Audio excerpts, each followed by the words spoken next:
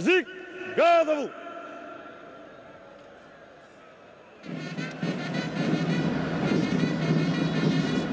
Alignement.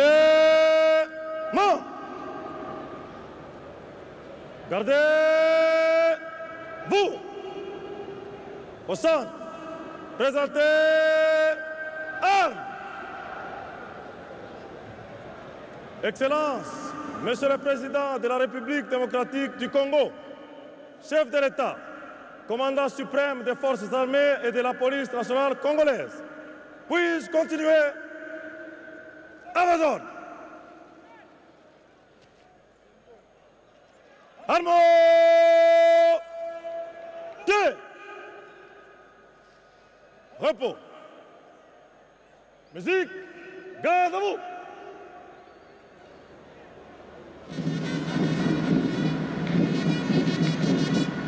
Alignement.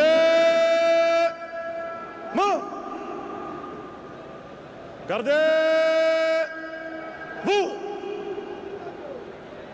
Pour la mise en place du défilé, en colonne par 9, guide à droite, à la distance des 2 jalonneurs, par la compagnie musique qui regagne sa place en face de la tribune. Les autres, à droite, droite, portez armes, en avant, marche.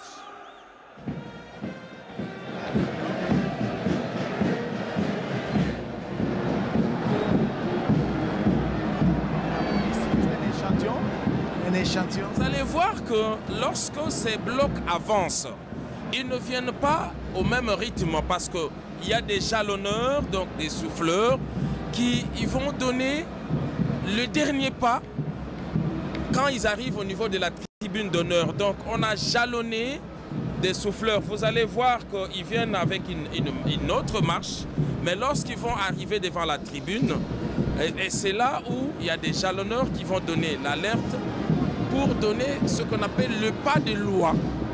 Le pas de loi, hein, ça c'est d'inspiration coréenne, le pas de loi. Et donc ce n'est pas cette marche, ça c'est juste, ils sont en train voilà, la fanfare s'installe pour agrémenter justement ces défilés. Mais en attendant, vous allez voir que les forces qui défilent sont en train d'avancer. Mais lorsqu'ils vont arriver au niveau de la tribune, c'est là qu'on va donner le vrai pas pour traverser la haie d'honneur. C'est une sorte de présentation au cours de ces défilés des différentes unités de la police nationale congolaise et même de FARDC. J'approche le capitaine Mwanza Mukanza Jean-Pierre. Il est des forces armées de la République démocratique du Congo. Il va nous expliquer un peu avec des termes techniques parce que lui il est militaire. C'est ce qui va se passer exactement en ce moment. Je vous remercie, chers confrères. Ici, nous voyons ici, c'est l'état-major défilé qui est composé des unités de la garde républicaine et à la force navale qui est représentée, la force terrestre et la police nationale congolaise. Derrière, nous allons voir ce qui passe ici, c'est la police nationale congolaise. Voilà, qui a comme mission de protéger la République démocratique du Congo. La police, c'est protéger les personnes et leurs biens. Et les militaires, les forces armées de la République, c'est plus les frontières nationales, c'est ça? C'est ça, c'est ça. Alors regardez, ça c'est l'état-major interarmé. Regardez, on le reconnaît à travers leur tenue. Donc chacun représente une unité spéciale.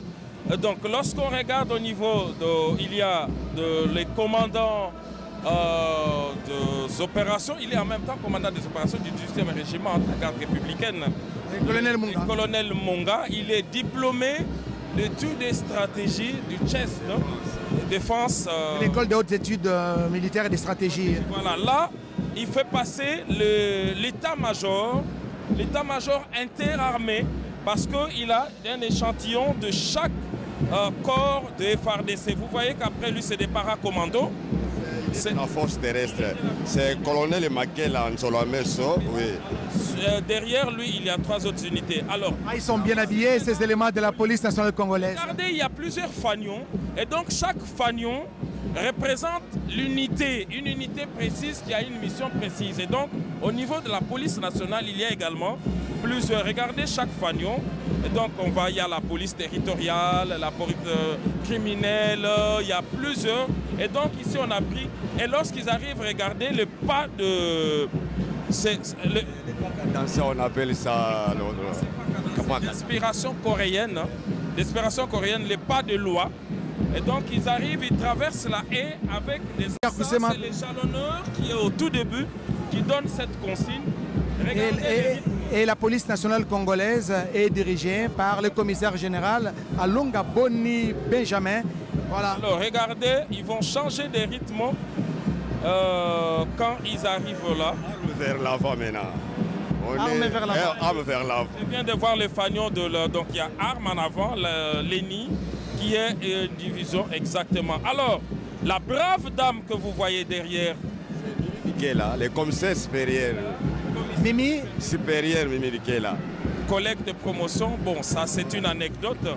Elle conduit également une unité. L'unité, elle est diplômée de l'Institut facultaire des centres de l'information et de la communication. Si on peut revenir sur cette image. Alors sur cette image, alors vous voyez, on termine avec le bloc de la police, avec son fanion, comme je l'ai dit, les fanions. Il y a la police militaire. Les PM. Oui. Qu'on appelle les PM. Eux, ils ont la mission de mettre de l'ordre dans la maison. Et donc dans l'armée, le PM...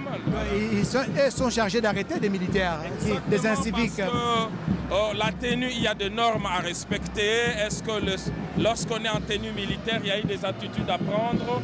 Et tout ça, c'est eux qui font respecter tout ça, les PM. Et c'est eux donc qui arrêtent d'autres militaires pour... insubordination, le non-respect des consignes. On fait la garde, l'honneur. L'escorte, voilà. Ils ont comme mission terrestre. La force terrestre, c'est notre armée de terre, ok? C'est notre armée de terre, on les voit, on les reconnaît. Alors ça, c'est l'armée des terres. Regardez comme ils sont beaux dans leur nouvelle tenue. Et les forces... Il y a plusieurs années, les FARDC sont restés avec des tenues simplement parce qu'on était sous embargo et qu'il était impossible de pouvoir s'équiper en armes, en munitions et tous les objets. Et ce sont les hommes, Giscard Koussema, ce sont les hommes du chef d'état-major général des forces terrestres, le lieutenant général Falsi Kabou. Ça, c'est la force aérienne. On le reconnaît à travers leur tenue. Et comme je l'ai dit, ça, c'est des effets de la montée en puissance. Ils sont habillés de manière impeccable. Exactement, parce que ça, ce sont des effets de la levée de l'embargo. Parce que maintenant, non seulement qu'ils seront... On peut s'approvisionner en tenue et à tout ce qu'il y a comme outils militaires. Donc, c'est là. Alors, vous allez voir, après la force aérienne. C'est la force navale maintenant. C'est la force navale. C'est-à-dire la RDC qui a beaucoup de frontières lacustres et vers le sud Kivu. Oui, Trois forces. Il y a la force terrestre, la force aérienne et la force navale. Voilà. Maritime, le fleuve qui est bien surveillé. Le fleuve est aussi surveillé par eux. Ok, ils ont ces devoirs-là. Et derrière la force navale, c'est l'étendard national, l'étendard. Remarquez que l'étendard a été placé au milieu. Ce n'est pas par hasard. On a laissé passer la police en premier lieu et d'autres forces combattantes. C'est pour le protéger parce que c'est le symbole de l'État.